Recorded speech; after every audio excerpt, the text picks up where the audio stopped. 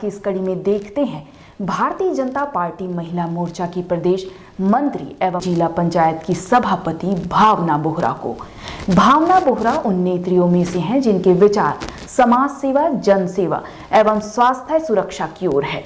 इन्होंने समाज सेवा के लिए भावना समाज सेवा संस्थान की स्थापना भी की है, जिसके जरिए वो ग्रामीण इलाकों में महिलाओं को सेहत के प्रति जागरूक कर उन्हें आत्मनिर्भर बनाने का प्रयास कर रही हैं। भावना बोहरा चूंकि स्वयं एक महिला नेत्री हैं, अभी हाल ही में प्रधानमंत्री नरेंद्र मोदी द्वारा लाए गए महिला आरक्षण बिल पर उन्होंने क्या प्रतिक्रिया दी, हमारे चैनल नेताजी.live के प्रधान संपादक श्रीधर राव को आइए देखते हैं। नमस्कार दोस्तों, मैं हूं नीलम सिंह, आप देख रहे हैं नेताजी.live। जैसा कि आप जानते हैं, हमारे इस चैनल के माध्यम से हमारी एक कोशिश होती है कि हम आप तक आपके पसंदीदा नेताओं के दिए गए वक्तव्य एवं भाषण को आप तक पहुंचाएं, वो भी असंपादित। हाल ही में मोदी सरकार ने महिला आरक्षण बिल लाया है और आप छत्तीसगढ़ की एक नेत्री हैं। आप क्या महसूस करती हैं इस बिल के ज़रिए? क्या छत्तीसगढ़ की महिलाओं का कुछ उद्धार होगा, या जो छत्तीसगढ़ राज्य 2000 से बना था और ऐसी बातें आ रही हैं कि अब तक के महिलाओं को उतना वो स्थान नहीं मिल पाया है छत्तीसगढ़ में, चाहे वो पूर्व में जोगी की सरकार रही हो या रमन सिंह की 15 साल की सरकार रही हो या वर्तमान में भूपेश सरकार हो।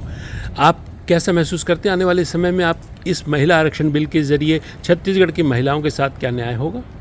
निश्चित ही सबसे पहले तो मैं आपके माध्यम से आदरणीय मोदी जी को बहुत धन्यवाद देना चाहूँगी कि जिन्होंने महिलाओं को सशक्त करने के लिए हमेशा एक महत्वपूर्ण भूमिका निभाई है। चाहे वो नारी शक्ति वंदन अधिनियम की बात हो, चाहे महिलाओं के लिए जो लगातार जो अभियान चलाया है, चाहे वो स्वच्छता के अंतर्गत शौचालय का अभियान हो, उज्ज्वला हो, तो हर विषय पर ये ध्यान रखा गया कि महिलाओं को किस तरीके से जीने का अधिकार मिले, उनको समाज में बराबर का उनका स्थान मिले।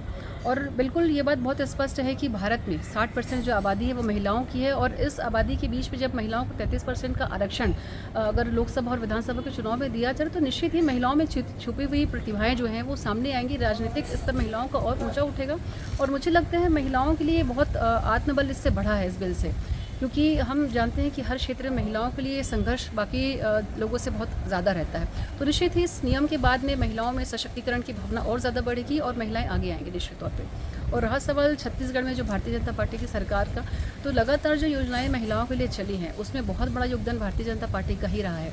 राशन कार्ड में जो हम बात करते हैं वो महिलाओं के नाम से राशन कार्ड बना था। जो आज प्रधानमंत्री आवास के जो लाभार्थी हैं वो भी महिलाओं के ही नाम पे आ रहे हैं। तो निश्चित ही सरकार ने बहुत काम किया है महिलाओं को आगे बढ़ाने के लिए। चुनाव का समय है और दोनों पार्टियां ने कमर कस ली है।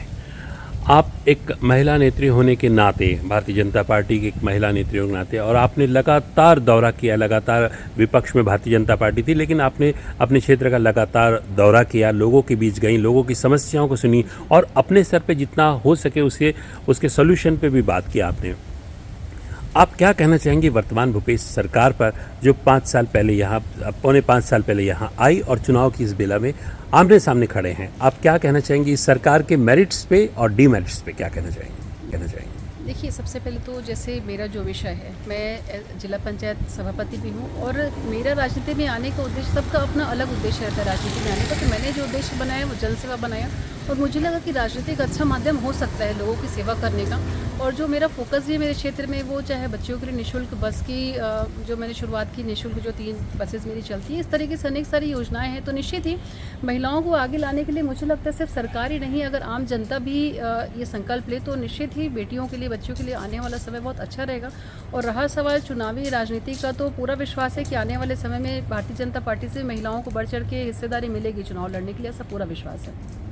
आपने देखा अभी हाल ही में प्रधानमंत्री नरेंद्र मोदी द्वारा लाए गए महिला आरक्षण बिल पर अपनी क्या प्रतिक्रिया दे रही थी भारतीय जनता पार्टी महिला मोर्चा की प्रदेश मंत्री। एवं इसी तरह हमारे चैनल में बने रहने के लिए चैनल को लाइक करें, शेयर करें और सब्सक्राइब करें। नमस्कार।